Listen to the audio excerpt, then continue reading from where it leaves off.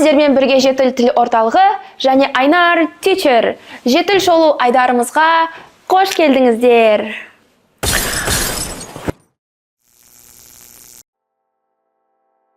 Джокер 1 фильмінің режиссері Тодд Филлипс тағы бір туынды шығаруда. Тодд Филлипс.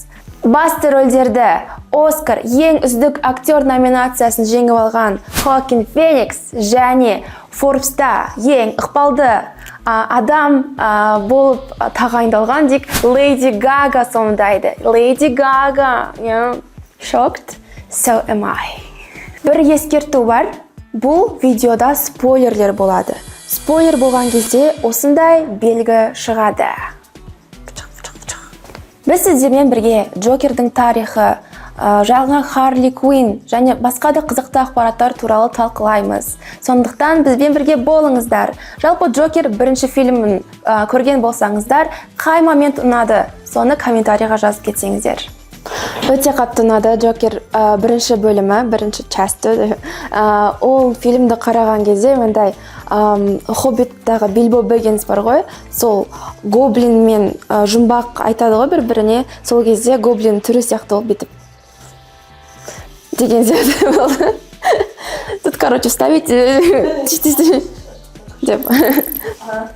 Жалпы unexpected moments өте көп болды, бірақ жалпы ең қатты мен үшін впечатлительный момент болған ол біздің сол Хоакин Феникстің актерлік шеберлігі болды. Өйткені әртүрлі эмоция көрсете білді. Жалпы маған осындай crazy characters ойнаған актерлар өте қатты ұнайды.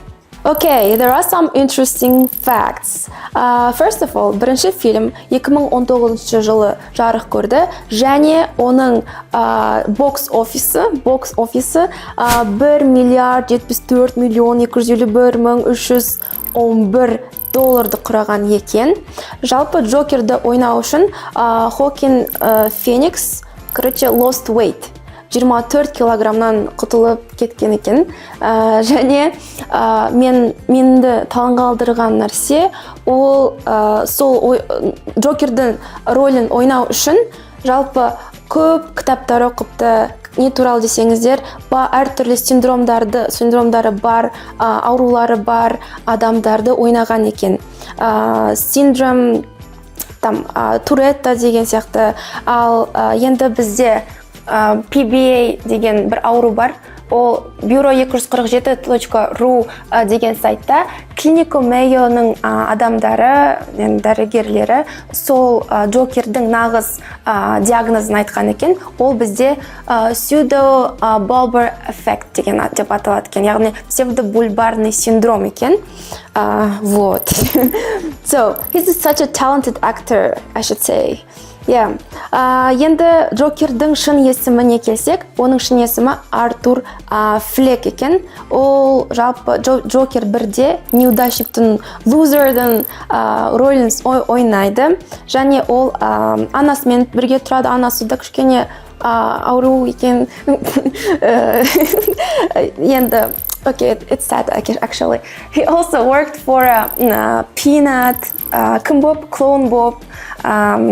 Сондай, в общем, сол туралы Джокер 1 болған. Ал енді біз Джокер фильмінің жалпы қазақша орысша сөздігі бар екен бізде. Егер де соның қаласаңыздар, төмедегі сілтемеден жазып ала аласыздар. Вот. One moment, spoiler.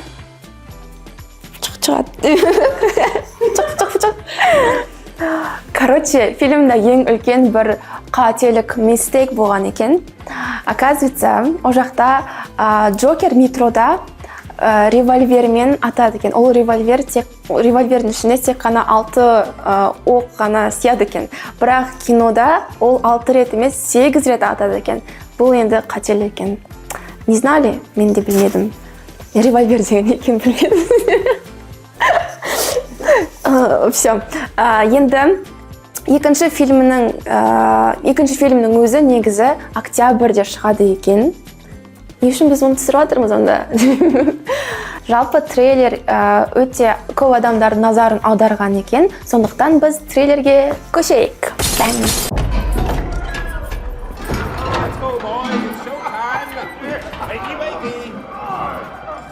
Hey, Fleck, you got a joke for us today?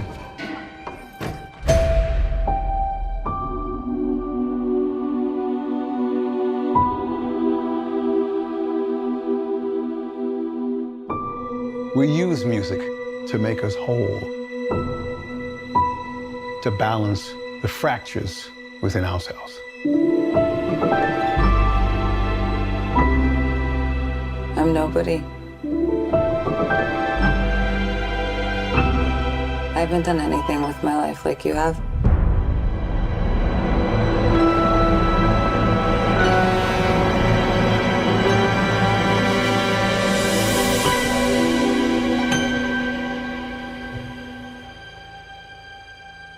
Let's get out of here.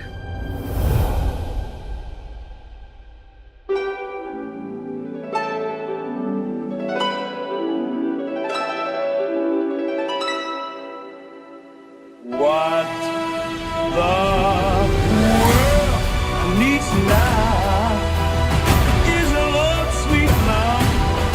It's the only thing that there's just too little of. What the world needs now is love, sweet love. Tell us, what's changed, Arthur? I'll tell you what's changed. I'm not alone anymore. That's what we should be talking about.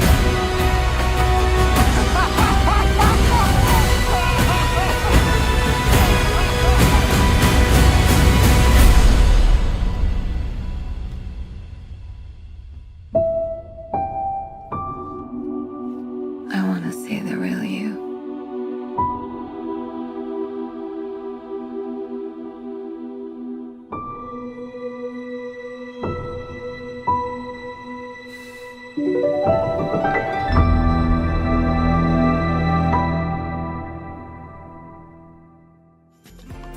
Ең алдымен, екінші фильмнің атына назар аударсақ, жай ғана Джокер емес, Джокер, Фоле Адукс, Аду. Фоли Адукс. Адукс. Адукс. Фоли Адукс. Француз. Folie à deux. Аду. Folie à deux. Фоле Аду. Неге айта алмай тұрмын, мүмкін өйткені ол француз термині. Орысша баламасы безумие на двоих. Бұл терминнің мағынасы неде?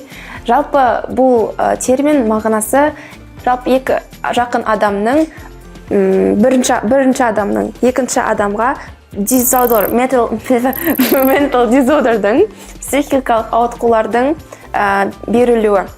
Фильмге қатысы қандай екенін кейінірек айтатын боламыз. Ал енді трейлердің өзіне көшейік. Трейлердің басында Джокерді wakey деп шақырады. Wakey деген не десеңіздер? Wake up сөзін білесіздер ма? Не ол? Жалпы wake up деген сөзден алынған. Wake up деген ояну. Wakey деп бір помягче айтқаны ғой, тұрыңдар деген, ояныңдар деген екен. Wakey, it's time for school. Come on. Wake up, it's time for school. Come on, man. Are you ready for school? Do you remember the scene where they were sitting together? Дәл осы сәтте Харли, let's get out of here дейді.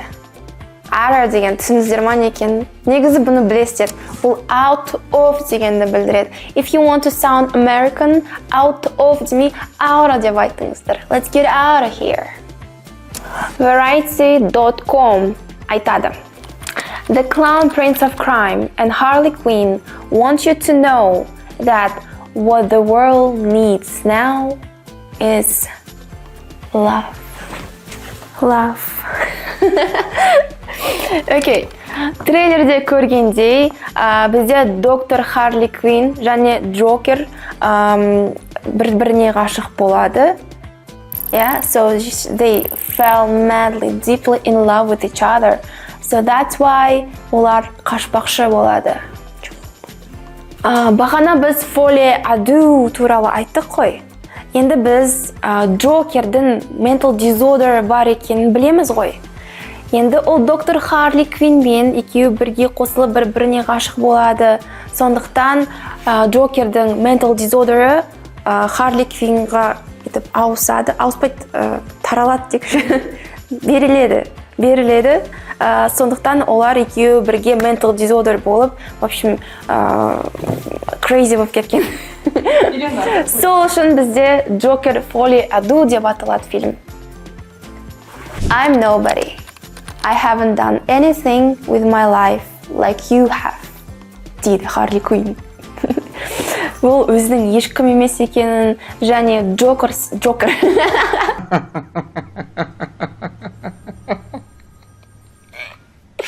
Джокерді кездестіргенге дейін ол so diligent болыпты, бірақ алайда Джокер сияқты important things жасамағанына regret жасап жатыр. Regret. Трейлердегі very popular phrase is finger gun gesture. Finger gun gesture. Тодд Филлипс Джокер 2 фильмі музыкамен байланысты болады деп айтты. Яғни музыканы мүмкін ол терапия ретінде Джокерға жалпы пайдасы тиеді деп, может, солай қосқан шығар. Біз білмейміз ғой әлі. Өйткені ол бізде 6 айдан шығады. Бірақ Леди Гаганың да сол жақта ойнайтыны бекер емес шығар. Lady Gaga, she's a singer, you know.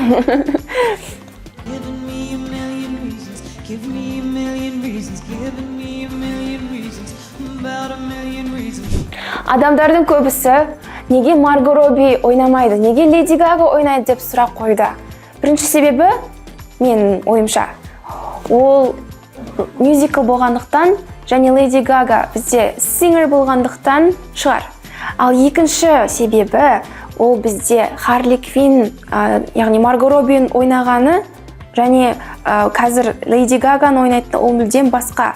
Яғни отряд самоубийцтың Джокері мен Харли Квинні, мына Джокер мен Леди Гаганың ойнайтыны ол мүлдем басқа. Сондықтан that's okay. Марго Роббидің өзі де айтқан екен. It makes me so happy that Harley Quinn gets passed from one great actor to another. Wow. Вот женщина. В общем, она себя похвалила, и Харли Квинн похвалила. То есть она great actor деп атыр өзін. Жалпы Джокер 2 трейлерін көрген кезде менде өте андай в предвкушении болдым да. Не могу объяснить.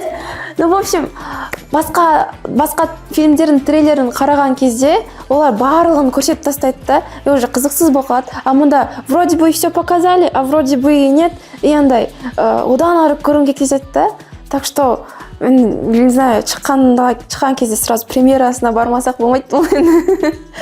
Сіздер өздеріңіз трейлер жайында не ойлайсыздар? Ұнады ма? Көргілеріңіз келеді ма? Кинотеатрға барасыздар ма? Комментарийға жазып, бізбен бірге өздеріңіздің ойларыңызбен бөліссеңіздер. Сіздермен болған Жетіл тіл орталығы және Айнар Teacher. See ya! Bang bang!